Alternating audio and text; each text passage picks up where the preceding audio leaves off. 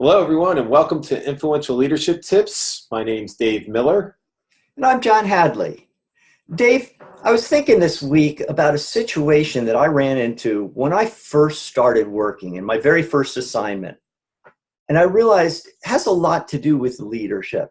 It's about securing buy-in and engagement from an employee and coming at things where they are.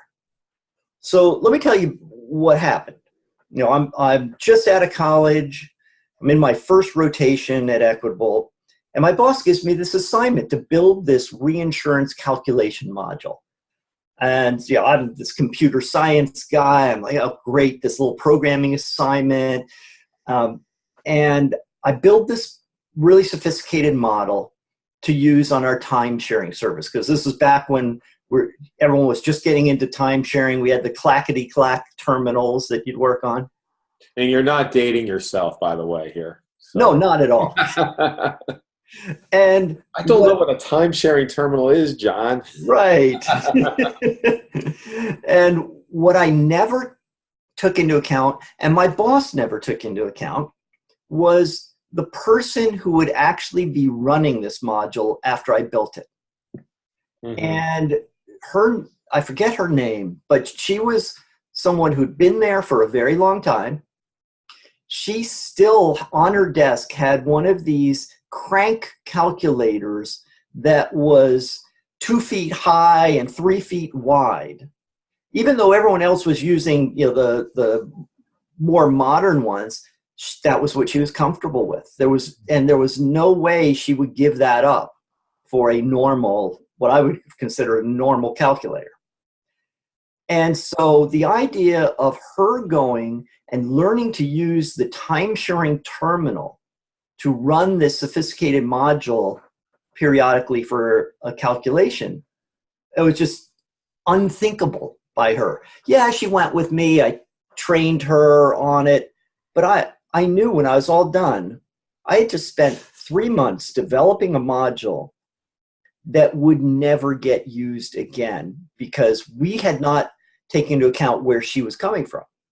Now, if we were taking into account her engagement level, where she was coming from, the kind of stress levels around this, we probably would have said, oh, instead of designing this highly sophisticated module that is accurate to the nth degree, I can come up with something that's accurate enough, that doesn't require using those sophisticated tools, that she will be comfortable and confident using, and we would have had something that was worth doing.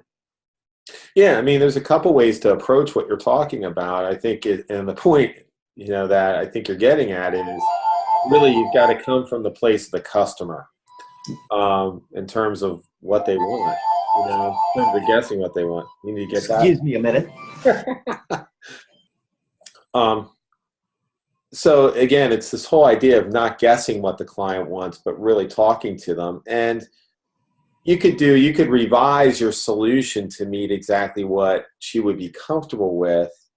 Or I guess alternatively, since she's not dictating, she's not really a client that's purchasing something, she is an employee of the company. It's up to her supervisor, I think, to help her along to see how this is going to help her do her job better. Right. And to kind of overcome the fear, give her the resources she needs to bring her out of stress so that she can be in a more resourceful place to accept the new technology. That might even be a better way of approaching it. Yeah, if I'd spent some time, or my boss had spent some time working with her on how this is going to really this and things like this are going to really improve her ability to do the work, tap into her desire to do a great job so that she gets to where she really wants to embrace this. Well, then I could have spent a lot of time teaching her and bringing her up to that place. Yeah, so it's really important, I guess, what I hear you saying, to bring people along when there's change. Not just to thrust change on them and just say they'll deal with it, but as a leader, we're bringing people along, right? Yeah, I mean, how often have you seen or that a boss gives an assignment, just assumes everyone's going to embrace it. Here, you go do this.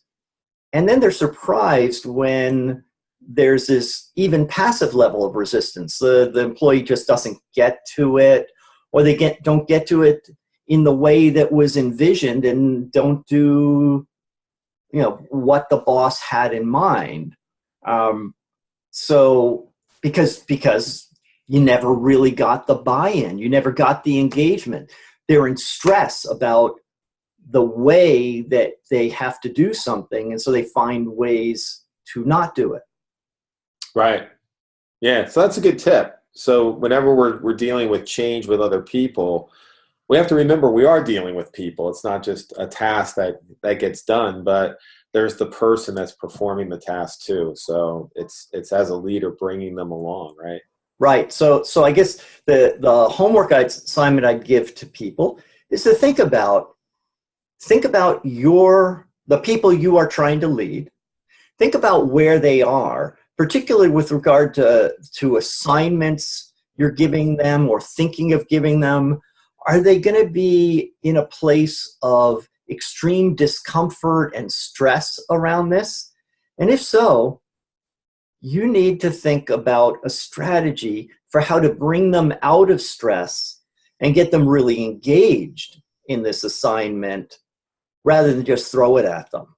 And really focus on, what can I do to meet my employees where they are and bring them forward, instead of just assuming that, you know, I can just throw things at them.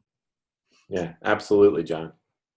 So that's what I wanted to share, and look forward to talking to you all next week.